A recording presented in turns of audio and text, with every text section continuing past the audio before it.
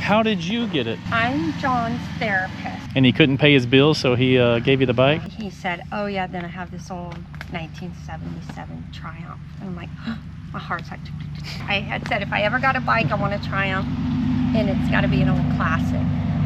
So I'm born in 1977. So when he said he had a 77 Triumph, Nice. my heart was like, that's my bike. And because it came from him, very sentimental value, a heartfelt thing. I gotta add this push home in this thing. Whew, I'm tired out from that push. It's like Rebel Without a Cause, James Dean. It's like Marlon Brando in The Wild One. How cool is that? All original. This thing's right from Great Britain. The Bonneville 750. You need three things to make an engine run: compression, spark, and fuel. Compression's your valves, your pistons. Spark, this has points. That's gonna be fun. And then fuel, so I'll just make the assumption the carburetors are dirty and I'll take them apart and clean them prophylactically. I love that word. As far as fuel, I'm not sure what the fuel tank condition is. Compression, I'll pull those spark plugs, check head compression. And while I have the plugs out, I'll see if I can get it to spark. I don't even know if this is AC or DC fired. 1977, I'm sure it has a battery tucked away somewhere, but no electric start. We got the on, ooh, what's that? Run, off, Lucas, that's British. Definitely got a Kickstarter. Not seeing any starter. I have not even Googled this thing or looked it up on the internet. That would take all the fun away. I love discovering this stuff. I've never had a Triumph, never worked on a Triumph. I know they were badass back in the day. This stuff is crazy. Whoa. Boom, battery. So this bike would probably be DC fired. No CDI, just a stator. It'll have a rectifier charging this battery somewhere. The battery should go to the points, which I think are in here, which is weird. It doesn't line up with the crankshaft. That would send juice to the coils. Maybe I should have YouTubed this. That's odd. Has someone replaced this with an electronic ignition? Maybe so. Then I'll find a CDI box in here, if they did. Points gap, 0.015. Align nylon well with, look at that, 1/2 inch. Back when the Brits spoke the King's language before metric. You know, look at those high-tech electronics. It's like something from a Frankenstein movie. The hell is that? There's that black box. Zip tied on, looks pretty aftermarket. Let's see what we got here. Yep, that goes to the stator. I think that's it. An aftermarket electronic ignition. High power electronic, fancy. Do you think that wire's been hot before? Ooh, that thing is burned up. Have to see what they got hooked up backwards in this thing. So the wiring harness is melted on both sides all the way down. Anywhere there's red, it's melted. So I'm sure that's how the bike initially died. It was never running like this. But there's not that much wiring on these old 70s bikes. Hopefully it didn't fry anything to do with that electronic ignition, because we ain't gonna find that again. Triumph BSA twin type. And because this is a DC fired bike, meaning the coils go right from the battery, that's where it gets its juice. It has to have that battery and it has to have these red wires energized. That has to be intact to make it work. The Brits, because they drive on the wrong side of the road and screw everything up for everyone else, they've made this thing a positive ground. So normally, you have your positive wires, you don't want to touch those to ground, and you have your negative wires, and they can go to the frame or engine or whatever. This one has the positive wires, they can go to the frame or engine or whatever, and then you have the negative wires that you don't want to touch to the frame. It's quite the opposite. So it looks like this wire here, someone thought was a negative because it's attached to the frame. Here's a negative going to a ground. This is actually something to keep the seat from rocking back too far. They thought it was a ground, so they put it on the ground post of the battery and melted everything. Yeah, it looks rich. That's a good sign. Nothing should be burned up in there. Probably just quit and stalled out on them. Time to check for spark. See spark. The right coil is working. Now we got a left coil also. I think a Triumph is known for both pistons going up and down at the same exact time. But what's crazy is this piston's going up on its compression stroke, this piston's going up on its exhaust stroke, and this piston fires, pushes both pistons back down since they're together, going up and down together. This piston sucks in gas, and this piston goes to its exhaust stroke, then this piston fires. So they're tied together up and down, but the firing order is different. Kind of cool. Let's look for spark on the right coil. Good news, I think I saw it. Excellent. Well, scared that big spider out of its home, I think. All right, we got spark done. Check compression. We can put a compression checker on here, and I have a tester. A quick compression test if you don't think you have any issues. If you can blow your thumb or finger off that hole, you've got enough compression to start this thing. Definitely has compression. Blew my thumb right off. Check the other side. Yep, blows my thumb off. Compression's good. And if compression's good, that means valve timing's probably good and everything's intact. So we've got spark, we've got compression.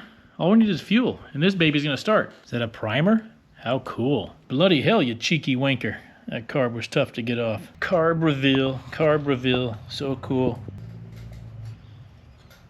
Well, that's where the Japanese got the idea to make carburetors like this. They stole it from a mall. Sounds Indian. This bike's from a time when Japan was China, 1977. These cheap-ass tires that someone's put on here from a J.C. Whitney catalog, J.C. Whitney was like the AliExpress of the 70s. They sold cheap Japanese crap for really low prices.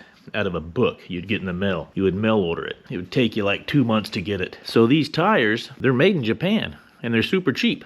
So yeah, Japanese was the wholesaler of all cheap crap, knockoffs back then. Now it's China. How do I know this cool stuff? Yeah, because I'm that old. What the hell? So that's the idle screw right there.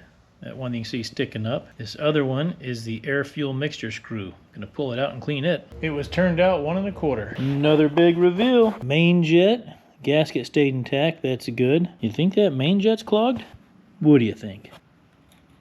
The hell? So I'm gonna take that apart and clean it. There should be a pilot jet in here. I really don't see one. I guess that's why it has the prime pump on it right here. It looks like to me it pushes the float bowl down. That's weird. So I think that thing pushes the float bowl down, and the float bowl goes down, fuel comes in, it floods the carburetor, and it floods it so it can start it. That's crazy. I don't even see a choke on here. How'd that work? And Britain's cold. They must just flood their bikes. According to Google AI, it's used to flood the float bowl with extra fuel for cold weather starting. Wow. But I also took a picture of this and let Google Discover tell me what it is. It came back with toothbrush. Pushing the float down is still really weird. I wonder if they were prone to get stuck, and that would knock them loose. Sometimes if they get stuck, you won't get fuel in your carburetor if it's been sitting a while. I have to tap them with a screwdriver to get the float bowl to fall down. It has to fall down so fuel can get in it. So I wonder if that's a thing to unstick it. That's a pretty good idea if it is. Man, I couldn't be any happier. I had to break out my Windsor wrenches. Look at those, made in England. They got a bunch of weird sizes on. This is what they call 7/16. That big mofo right here. Here's an SAE 7/16, which I thought was the king's language. Look at the difference. Now the damn Brits have gone to metric. Crikeys, mate. What a bunch of wankers. You ever have someone tell you never stick a wire in a jet to clean it? If you think that, have you ever worked on anything? Or did you just hear some old guy in England talking in a pub? Cause yeah, I'm gonna stick all sorts of wires in there to clean it. I got hypodermic needles of every size. You can find those on the beach in Los Angeles. If you can't see daylight through your jet, it ain't clean. There's no float bowl adjustment. It just is what it is, I guess. Weird. That's probably why they need the lever to press it down. Take a Scotch-Brite pad to these needles, get them all clean, and I'll do the slide also. England's at sea level, Florida's at sea level. This thing should rock. The slide was completely stuck in that carburetor. That's why the throttle wouldn't work. Now the throttle's kinda working. I don't know why British people insist on putting bolts where there's no possible way to get to them. And it's purely a British thing. I get my 1 micro turn, flip the wrench over, micro turn, flip the wrench over. I wonder if these tires will hold air. It keeps the bike leaned over further so it doesn't fall over to the right. For 1977 to have front and rear disc brakes, that's pretty amazing. Way ahead of its time. The disadvantage is the brakes don't work at all. So the bike has no brakes. The old drum brakes would have still been working. Just gonna push some gas in these float bowls. Both float bowls should be full. And one more thing you have to do before starting a 70s bike. Make sure you got the starter boot on. Get it right past compression stroke. Right here.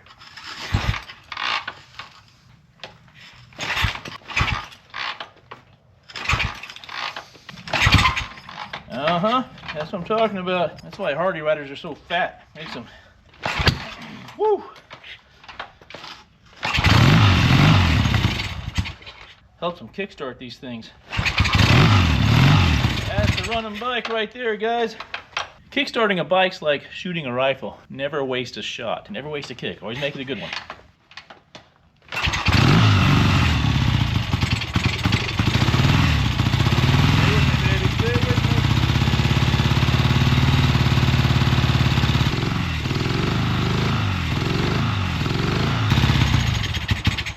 a workout. It's like a Planet Fitness membership.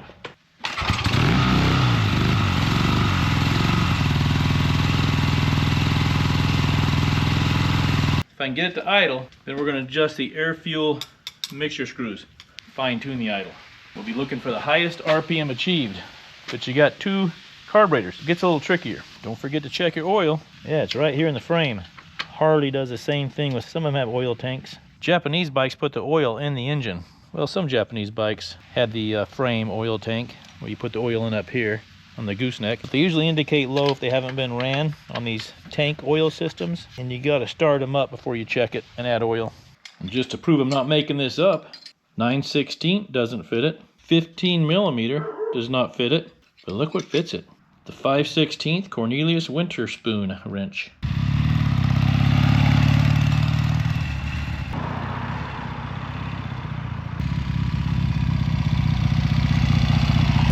Hello, Bert. Fancy a ride on my motorbike? Come on. Huh?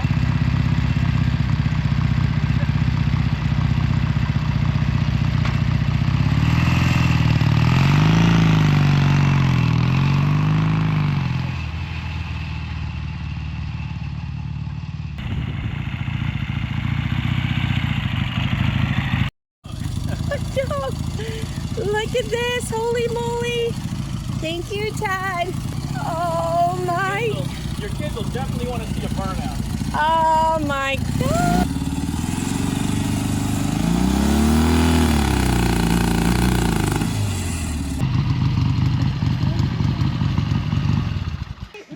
When I first came out, when I heard you guys pulling around.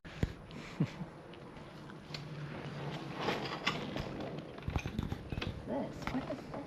It's just the back foot peg. Oh yeah, okay. That's a Kickstarter. Or the Kickstarter, my bad, sorry. Lord have mercy. All you need to know is this. You just have to say, ass, grass, or gas, nobody rides for free. That's a 70s saying. That's very 70s. It seemed a little heavy. I don't know if you're going to be able to kickstart it. Yeah, I have a hard time cranking up those weed eaters.